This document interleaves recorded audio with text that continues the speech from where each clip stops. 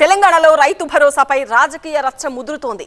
ఇప్పటికే కాంగ్రెస్ బీఆర్ఎస్ మధ్య మాటల తూటాలు పేలుతుండగా ఇప్పుడు బీజేపీ కూడా ఎంటర్ అయింది. రైతు భరోసాపై డైలాగ్ వార్ ఇప్పుడు చూద్దాం.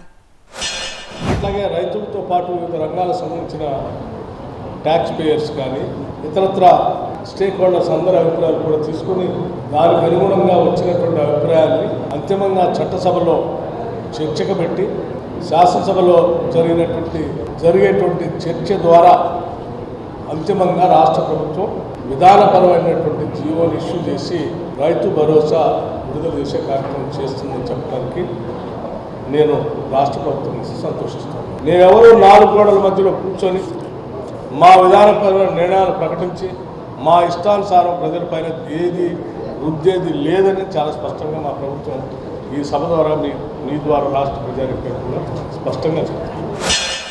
ఒక్కొక్క హామీపై వీళ్ళు ఓట్లు సంపాదించారు కదా, ఒక్కొక్క హామీ ద్వారా వీళ్ళు ఒట్టు మీద ఒట్టు పెట్టి గట్టెక్కి నెత్తిన కూర్చున్నారు కదా.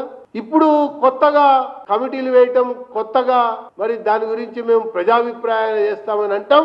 ప్రజా తీర్పుని అవమానపరచడమే అని చెప్పని భారతీయ జనతా పార్టీ సందర్భంగా పేర్కొన్నారు.